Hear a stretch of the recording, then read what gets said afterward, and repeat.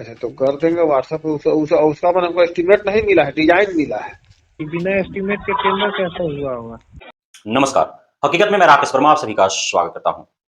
आप देख रहे हैं इस वीडियो में एक भवन का निर्माण कार्य चल रहा है और यह निर्माण कार्य अभी प्रारंभिक दौर में है।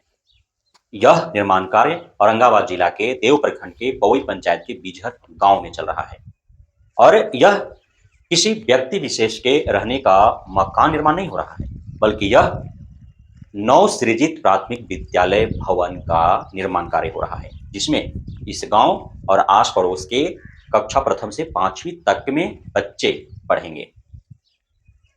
4 कमरे हैं, जिसमें 3 बड़ा कमरा है और 1 छोटा कमरा है, जो लाजमी सी बात है कि कार्यालय के रूप में इस्तेमाल होगा। कक्षा प्रथम से 5वीं तक के बच्चे यहाँ पढ़ेंगे। कमरे कितने हैं बच्चों के पढ़ने के लिए? 3।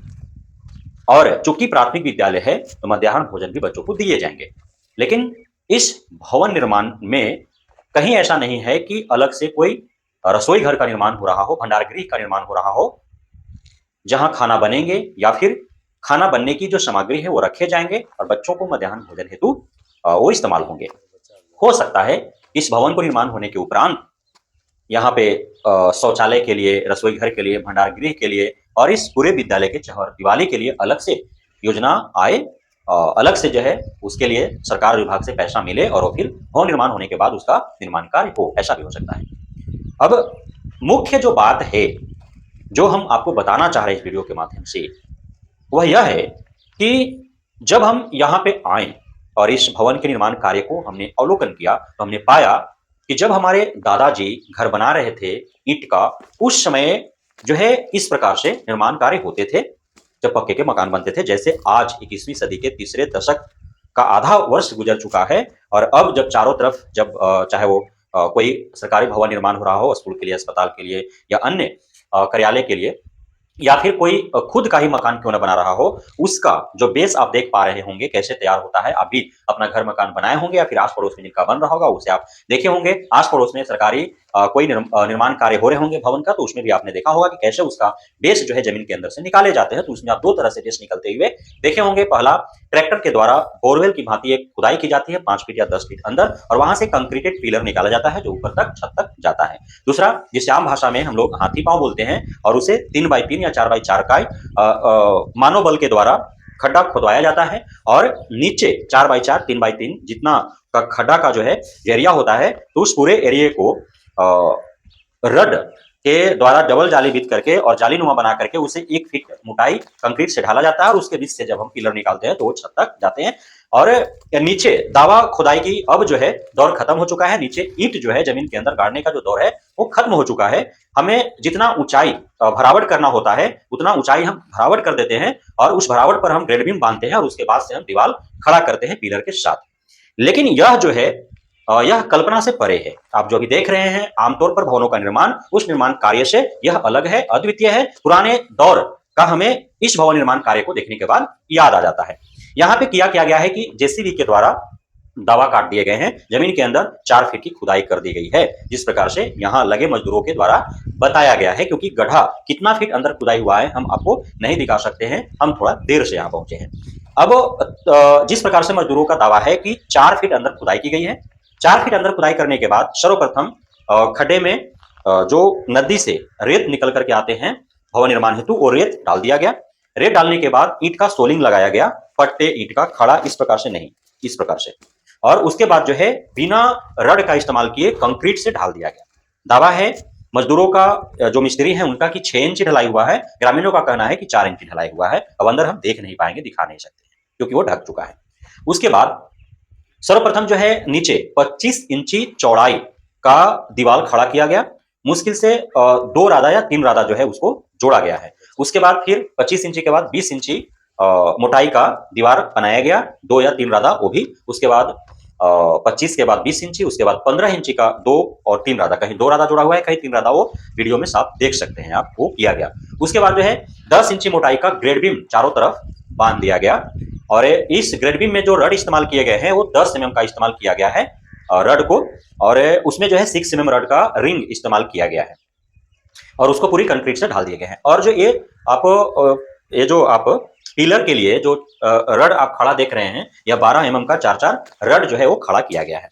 अब यहीं से वो जो आप पिलर का ये रड खड़ा देख रहे हैं, ये रड जमीन के अंदर नहीं गया है। ये जो ग्रेड बीम बांधे हुए हैं, इसी ग्रेड बीम से जो है इस पिलर को निकाला जा रहा है। अंदर जमीन के अंदर इसको गहराई तक नहीं ले जाया गया है, जहां से दावा निकाले गए हैं ईंट से जुड़ाई कर करके, वहां से जो है यह पिलर नहीं निकाला गया है, यह पिलर यहीं से निकाला गया है।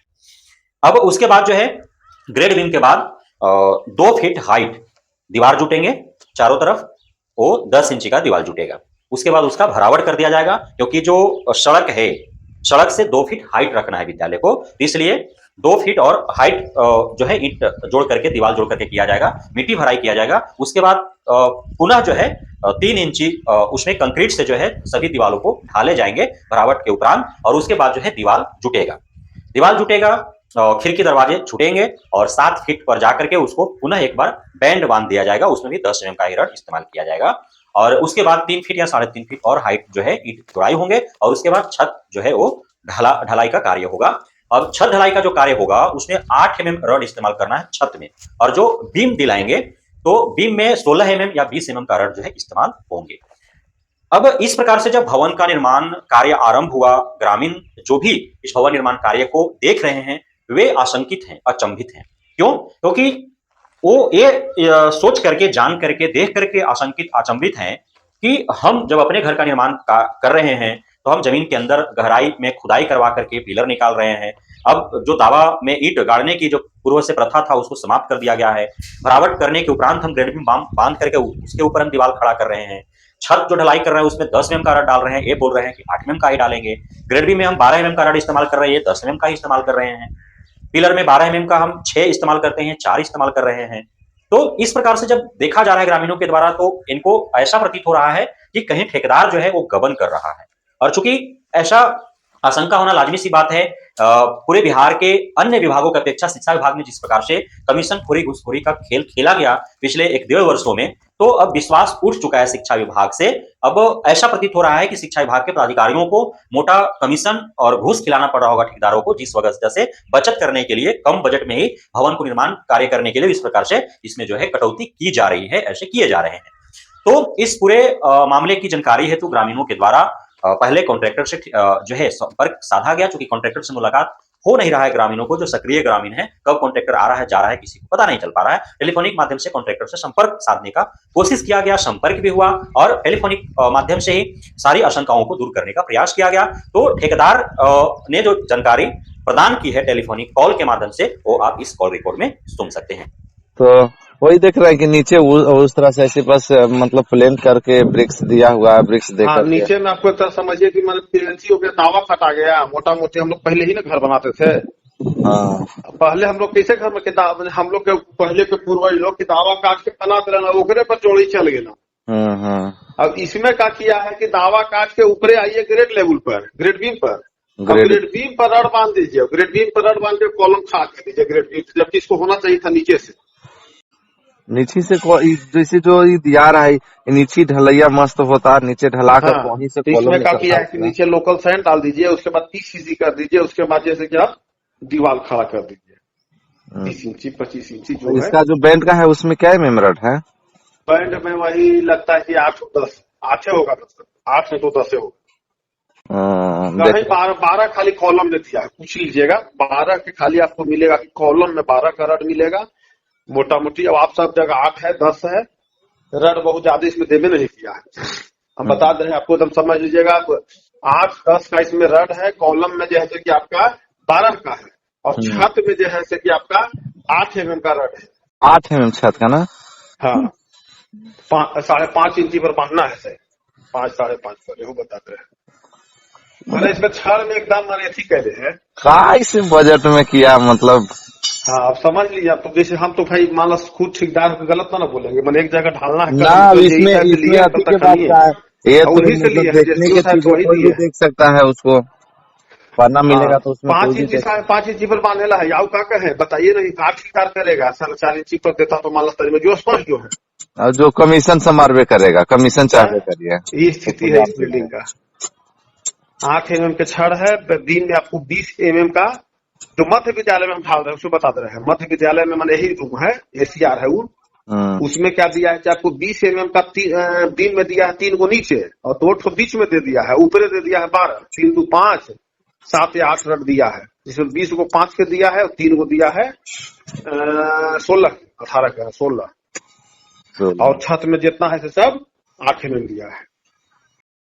अब आपको हम सुनाते हैं जेई से जो सक्रिय ग्रामीणों के द्वारा बात की गई और जेई ने इस भवन निर्माण कार्य किस प्रकार से होने हैं और किस प्रकार एस्टिमेट बना है, कैसा प्रावधान है, उस बारे में जेई ने क्या कहा वो भी आप इस कॉल रिकॉर्ड में सुन सकते हैं। नीचे बेस में कैसे क्या है सर? क्या बना रहे हैं? और प्राथमिक विद्यालय है सर, नौसरी प्राथमिक विद्यालय, नया बिल्डिंग है। तो प्राथमिक है तो कहीं ईटा जोड़ाइए, फाउंडेशन ईटा कहीं काटना, पहले 40 इंची का, फिर 30 इंची का, 25 इंची का, 20 इंची का, 15 इंची का जब हो जाएगा तो उसके आके आप ग्रेड बीम बांधेंगे। ग्रेड बीम के नीचे सर चटाई है या नहीं? रड का जो चटाई बनता है नीचे में, सबसे नीचे बेस पर। देखिए अगर NSB है तो उसमें केवल ब्रिक वर्क है। अब जो है आप पूर्णतः क्लियर हो चुके होंगे, लेकिन बारंबार ग्रामीणों का यह कहना है कि जब तक कॉन्ट्रैक्टर या जेई उन्हें एस्टिमेट नहीं प्रदान कर देता है तब तक वो कंफर्म कैसे हो कि जो जेई या फिर कॉन्ट्रैक्टर बोल रहे हैं फोन पर वो सत्य ही है। और यदि ग्रामीणों के द्वारा मांगा जा रहा है एस्टिमेट तो आखिर क्यों नहीं दिया जा रहा है, और जो दलीलें दी जा रही हैं कॉन्ट्रैक्टर के द्वारा या जेई के द्वारा, क्या यह सत्य है कि बिना एस्टिमेट का ही निर्माण कार्य आरंभ हो गया? ऐसा कहना जो है और ऐसा दलील देना जो है कहीं भी विश्वसनीय है ही नहीं। बिना एस्टिमेट का निर्माण कार्य आरंभ कैसे हो गए? अब इसमें कितना सच्चाई है और क्या प्रावधान है, जब तक सक्रिय ग्रामीणों को एस्टिमेट नहीं मिल जाता है तब तक इनको भरोसा ही नहीं होगा, ये आशंकित ही रहेंगे। तो हम अपने वीडियो के माध्यम से कॉन्ट्रैक्टर और जेई से यही गुजारिश करना चाहेंगे कि आप स्पष्ट रूप से ग्रामीणों को एस्टिमेट दिखा करके और उन्हें अपने विश्वास में लें और जो निर्माण कार्य हो रहा है उसकी वास्तविकता से उन्हें रूबरू कराएं, ताकि वे आशंकित न रहें, आपके प्रति जो है वो अविश्वास उनके अंदर पैदा ना हो। और पूरा निर्माण कार्य चूंकि यही प्रारंभिक दौर में है, यदि अविश्वास ग्रामीणों के मन मस्तिष्क में उत्पन्न हो गया आपके विरुद्ध तो फिर निर्माण कार्य बाधित भी हो सकता है आगे चल करके, क्योंकि विभाग के ऊपर अब ग्रामीणों का भरोसा रहा नहीं। विभाग जिस प्रकार से घूसखोरी कमीशनखोरी में संलिप्त रहा है पूर्व में और वर्तमान में भी कई मामलों में ऐसा देखा गया है। तो सक्रिय जो ग्रामीण हैं उनको विभाग में भी संपर्क करना चाहिए और जो आशंकाएं हैं उन्हें दूर कर लेना चाहिए। विदा लेते हैं आपसे, फिर मिलेंगे अगले वीडियो में, तब तक के लिए धन्यवाद।